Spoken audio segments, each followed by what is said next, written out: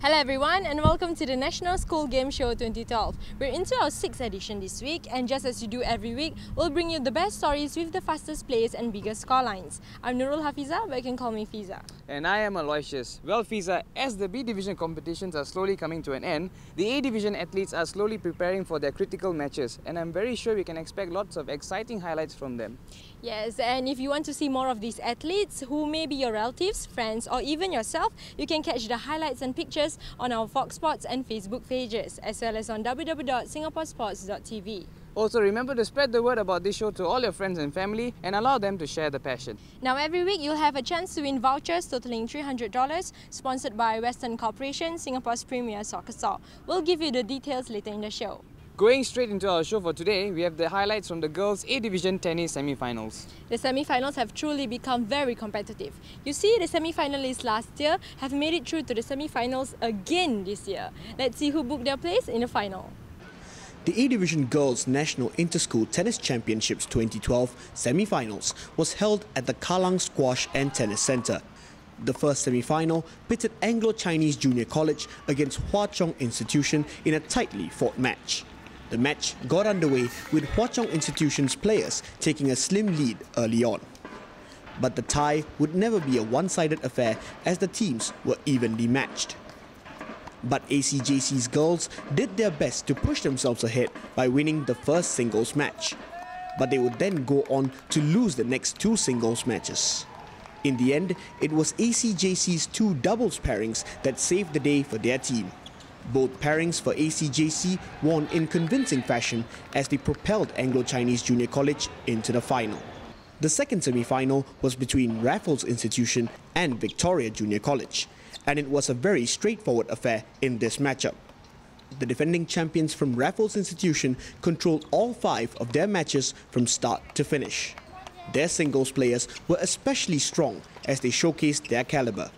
2 of their players even went through their matches without dropping a single game. It was more of the same story in the doubles matches. Raffles Institution ended up winning the tie 5-0. They will now meet ACJC in the grand final.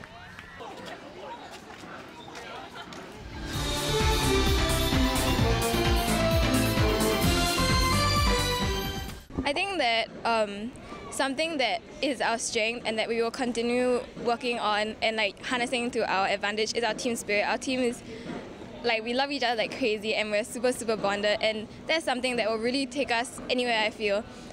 Improvements wise, technically wise, I think that our strokes will come when we have the confidence. So I think that we just have to be confident against Raffles and we have nothing to lose, and then everything else will fall into place. I am looking forward to a truly epic final, Fiza. Surely not going to miss that. You can be sure of that, Aloy. Well, let's move on to the A Division Basketball Championship for boys and girls. We shall just move on to the quarterfinals group stages.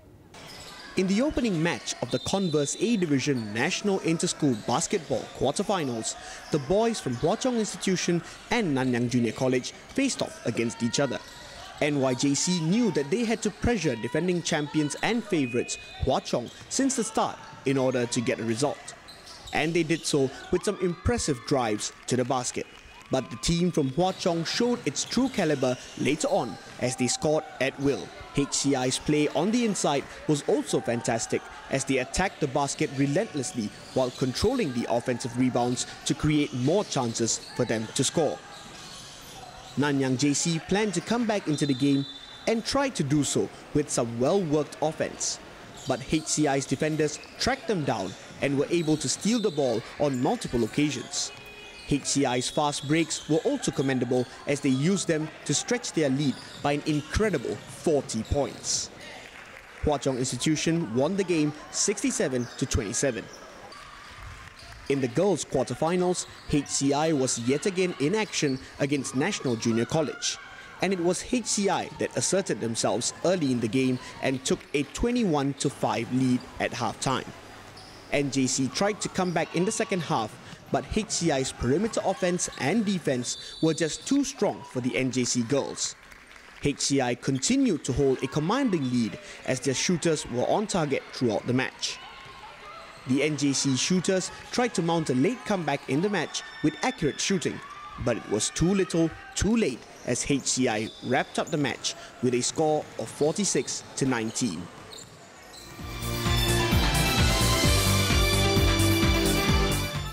I think as the defending champion, there's definitely some pressure on us. Yeah, but we'll work hard in this tournament and continue to improve throughout the tournament. Yeah. The ball is round, so every team that managed to come in here has shown that they are good enough to win the championship too. So every team has an equal chance of winning it. Well, let's keep things moving, and we have the quarterfinals of the A Division Football Championship. We saw a lot of great goals and exciting upsets from last week's show, and I'm sure that this year's championship is going to provide us with a lot more action. Watch this. In the second round of matches in the quarterfinals group stage, Meridian took an early lead against Millennia Institute after taking advantage of a miscommunication between the MI defenders in the box. And with the lead in their hands, MJC focused on defense as well as they stopped MI's chances at coming back into the game. MJC continued to pressure the MI defense in order to stretch their lead, and they did so with their striker finding the net after rounding the defenders and slotting the ball past the keeper. With the score at 2-0, MI needed to mount a comeback in the second half. But the Meridian boys were too strong for MI as a good cross found the head of an MJC striker who made no mistake to make the score 3-0. MI's attacks at the MJC goal were easily stopped by the defense and their keeper. MJC then got another chance to extend their lead through a penalty. The penalty taker made no mistake as MJC's lead became 4-0 as they assured their entrance into the semi-final stages of this year's tournament.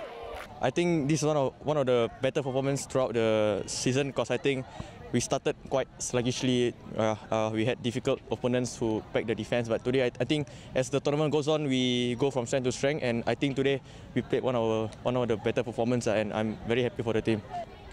Surely you want to go for another win because it doesn't make sense if we sit back and let other people come over us. So I think we are gonna go back and see how we are going to play against our next opponent and try our best to get a victory there. In the third and final round of the quarterfinal group stage, the two favourites in the competition, Meridian Junior College and Victoria Junior College, faced off against each other. The match was expected to be an intense encounter as the two teams were expected to meet in the final, and thus it was a match to look out for. And it was Victoria Junior College who shocked their opponents by scoring first in the first half. A defensive lapse by Meridian Junior College allowed a VJC striker to skip past the defense to give VJC the lead 1-0. VJC continued to pile on the pressure with more confidence this time as they searched for a second goal. But they failed to hit the target from long range and were unable to find the elusive second goal.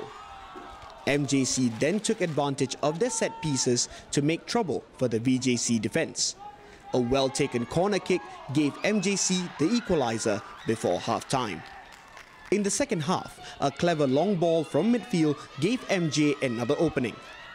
The VJ defense and keeper did not manage to clear the long ball as the MJC strikers pounced on the loose ball to score once more to give MJC the lead and the win with a score of 2-1.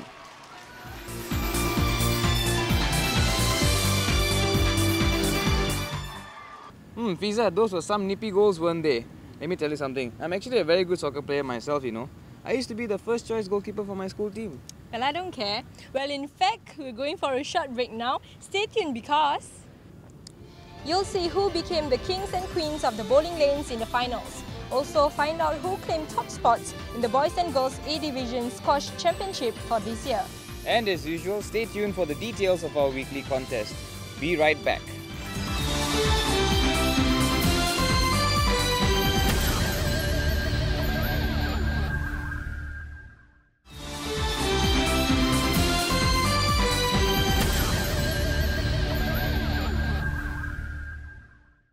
Hello and welcome back to the NSG show, and you're just in time for this week's contest details. And today is the very first time you're playing the game. This is how you do it. Listen out for our simple question at the end of today's show. Just send us the correct answer and you'll stand a chance to win vouchers totaling $300. Our prizes are proudly sponsored by Western Corporation, Singapore's premier soccer store. Email your answers to nsgshow@voxsports.net with your full name, IC number and contact details. We'll have 7 winners each week, but please submit only 1 entry per person. Alright, Aloy, let's move on to our next story. We have the A Division Girls and Boys Squash Championship. I was there myself to catch the action. The National Inter-School Squash Championships 2012 finals were held at the Kallang Squash and Tennis Centre. Raffles Institution and Hwa Chong Institution girls faced off against each other in a rematch of last year's final. RI was looking for their hat-trick of titles this year and displayed their hunger to win by winning the first 2 games. HCI's girls, however, proved that they still had some fight left in them as they refused to admit defeat and won the 3rd game to set up an exciting 4th game in the best of 5 games match. But it was RI that took control of the 4th encounter. RI beat HCI in the 4th game to win the tie at 3 games to 1. HCI won the last game to make it 3 games to 2. In the boys' final match, Anglo-Chinese School Independent and Hwa Chong Institution met in the final. The boys from ACSI started as the stronger side, however, as their 2 national junior team players beat their opponents from Hwa Chong in straight sets to give ACSI a 2 games to 0 lead in the best of 5 games match.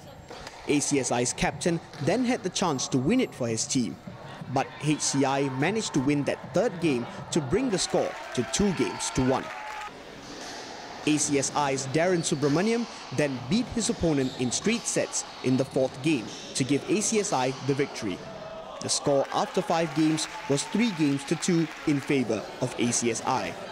With that, the RI girls win their 3rd A Division title in a row, while ACSI win their 1st title since 2008.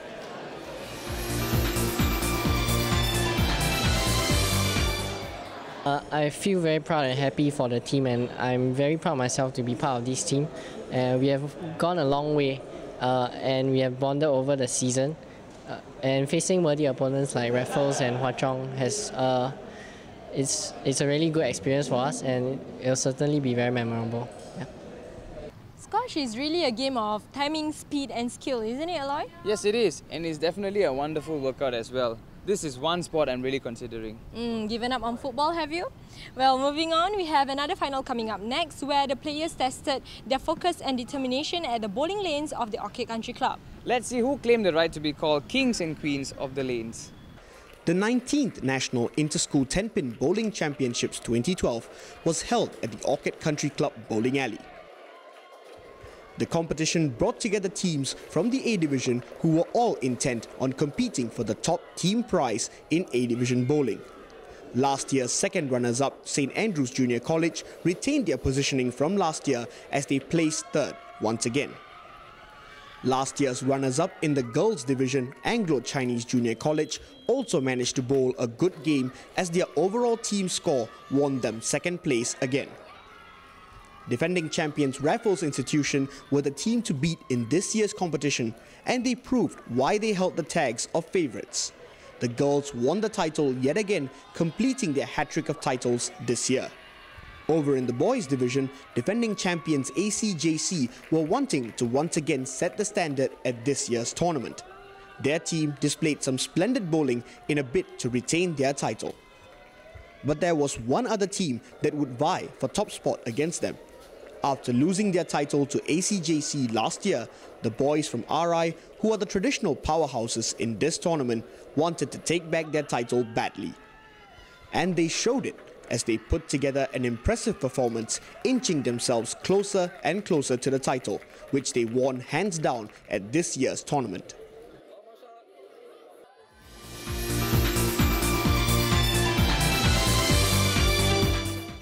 I think I performed really well today, especially because I struggled during the first day, but I was able to keep my composure and come back for the following events. What was the highlight for my event was actually the perfect game, because I was actually struggling for the first game, but because of my coach and the support from my teammates, I was able to get my composure and complete the game. Kudos to all the winning teams in this year's tournament. But if you thought that was the end, get ready to be surprised. The top male and female players from the bowling final met at the Bowling Masters to face off for the rights to be called the best bowler in the A Division. Let's see who struck their way to victory at the A Division Bowling Masters. The Bowling Masters tournament was held at the Orchid Country Club and brought together the best male and female bowlers in this year's competition. The round-robin segment was played first, with each bowler having 9 games to hit the top 3 ranks. They would then compete in the step-ladder round, which saw Royvin Ho from ACJC take 3rd place after losing a game against runner-up Tae Hui Chiang, who met teammate Gan Ju Yen in the final. And there was no stopping Gan Ju Yen from RI as he cruised to victory with a score of 211 pins. In the girls' step ladder, Daphne Au from RI took 3rd place after losing out to fellow teammate Stacey Lien, who came very close to beating 1st place Genevieve Gunn from ACJC after Stacey took a decisive lead in the final match. But there would be no denying Genevieve, who came back from behind to win the game and seal her position as champion in the 2012 Masters tournament.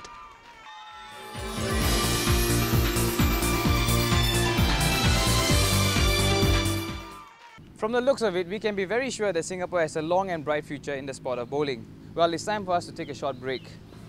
But don't go anywhere, because we'll be back with highlights from the A Division Rugby semi-finals and catch up with one of the championship winning teams from B Division. Plus, listen out for this week's contest question. Stay tuned!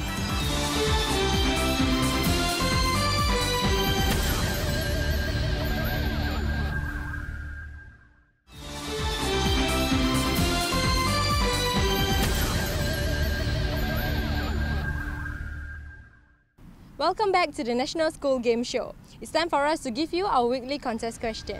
And this week's contest question is, who were last year's girls A Division tennis champions? Who were last year's girls A Division tennis champions? Email your answers to this address with your full name, IC number and contact details.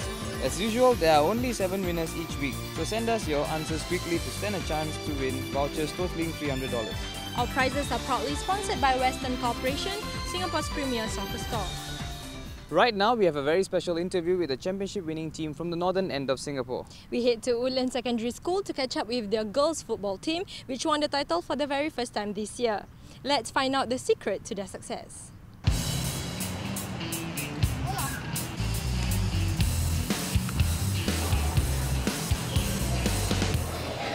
I first played football when I first joined this school, Woodland Secondary School, in 2009 when I was in secondary 1. I came for the trial, and some of the teachers and my coach, Mr. Fazil, have spotted me and told me that I have the potential to be a very good player. Because for me, football is a very interesting and exciting game, and it's a team sport, and lots of running and ball skills required. I'm new to the school and I just joined in January. And what I saw in the girls was that they have a lot of determination, and that spirit, I think, pulled them through. And what we did was just to address the gaps that they have in their mental fitness, and I think probably that worked for them very well.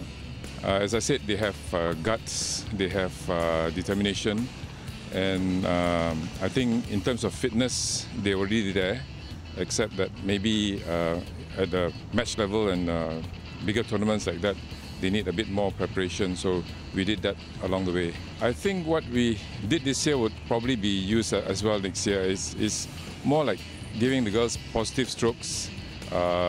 They actually train very hard, and at times they probably, I think, due to fatigue and exhaustion and school schedules and so on. So I think we try to make sure that they have ample opportunity to be able to be a strong team. Ever since I joined Woodland Sec in 2001, so it has been about 11 years now. So I first started training the boys soccer team, and we formed our first girls soccer team in 2003. So, but at that time there is no, we didn't really take part in major tournaments. We only go for mini tournaments, 5-a-side, 7-a-side sort of ad hoc basis lah. So we only started seriously in 2009, where we first formed our girls soccer team. Yeah, so it's been about 4 years lah. So far we have achieved 2 C Division national titles, and this is the first time we achieve our B Division title for the girls football. Ecstatic because this is first time we've been trying to capture these titles since 2009. So the closest we get is 2010, where we emerged third placing. So again we tried last year but didn't make it through even the second round. But finally this year we went all out. So eventually we achieved what we set to achieve. Started to train intensively since last July. Okay, so we have twice a week sessions with the girls, and in November last year we went for a training tour to Ho Chi Minh City in Vietnam. So it's to get the girls to bond together, gel together, to know, to develop their relationship better. So when it translates to gameplay, they have a better understanding. I think basically I see 2 qualities such as perseverance and also mindset of excellence, which are actually part of our school values. So during training we emphasize a lot on our school values. We want to instill our school values to develop their character. So basically it's a main objective of our CCA actually. So I believe it's going to be more challenging next year.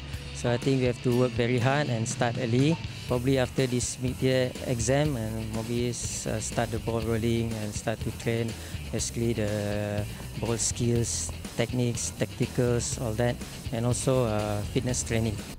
Congratulations to Woodlands on their win, and from what they have shared with us, I am pretty sure that they are on track for more success in the future. Now, if you believe your teammate or classmate has been a great athlete and an inspiration to your school, give us his or her details. Tell us why the Vox Sports crew should interview them, and if it's a good story, we'll come by your school to give them a surprise interview. So just write to us. It will be fun. Plus, they'll get a chance to see themselves on TV, on our Facebook and our website. We now move on to another exciting battle as the rugby players take to the field for the semi-finals of the A Division Rugby Championship. With all the favourites featuring in the semi-finals yet again, the semi-finals promise to be an intense showdown. The National Inter-School Rugby Championships 2012 Police Cup Under-20 semi-final matches were held at the PESEB field. The top 4 teams from last year's semi-finals were all featured in this year's semi-finals as well. And in the first game, defending champions Anglo-Chinese School Independent met up against Anglo-Chinese Junior College. The champions looked to easily beat last year's second runners-up. ACSI took control of the game early on as they put the pressure on ACJC's boys, both offensively and defensively. ACSI effectively stopped every attack that ACJC would come up with, often pinning the ACJC team in their own half. ACSI defence thus effectively stopped them from scoring any points in the first half, and when ACSI took their chances in attack, they were almost unstoppable. The boys from ACSI broke the ACJC defence time and again to score at will to give themselves a huge lead even before the half-time whistle was blown, as they completely dominated the first half, much to the delight of the spectators that turned up to support. Anglo-Chinese School Independent continued to score and take a 26-0 lead into half-time. The second half was a mere formality as the match ended in favour of ACSI with a highly one-sided scoreline of 29-6. In the second match of the semi-finals, traditional powerhouses Raffles Institution and St Andrews Junior College battled each other. And unlike the other game, this was to be a hard-fought matchup. But it was Raffles Institution that took an early lead. Right before half-time, RI earned a conversion kick to give themselves a narrow lead of 3 points to nil. Raffles Institution's attacks continued in the second half as they tried to extend their lead. They battled hard to break a stubborn Saints defence. That defence gave the Saints an opening to come back into the game. The Saints scored a try to take the lead in the match for the very first time. They also made no mistake in scoring the resulting conversion kick to make the scoreline 3-7. But a strategic move by Raffles Institution would see them use their superior kicks to their advantage. With just a few minutes left on the clock, Raffles managed to score 2 kicks in quick succession as they took a 9-7 lead with the clock winding down towards the end. And the Saints were not able to come back from that deficit as they went down to the boys from Raffles with a scoreline of 9-7.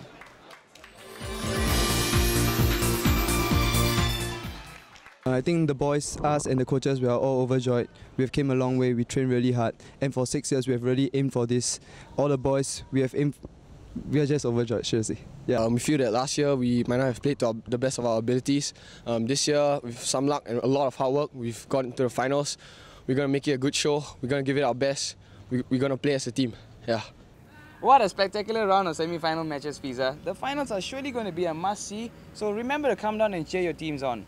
Oh, but be patient, Aloy. You have to wait for next week's show to catch the highlights because we have come to the end of our show.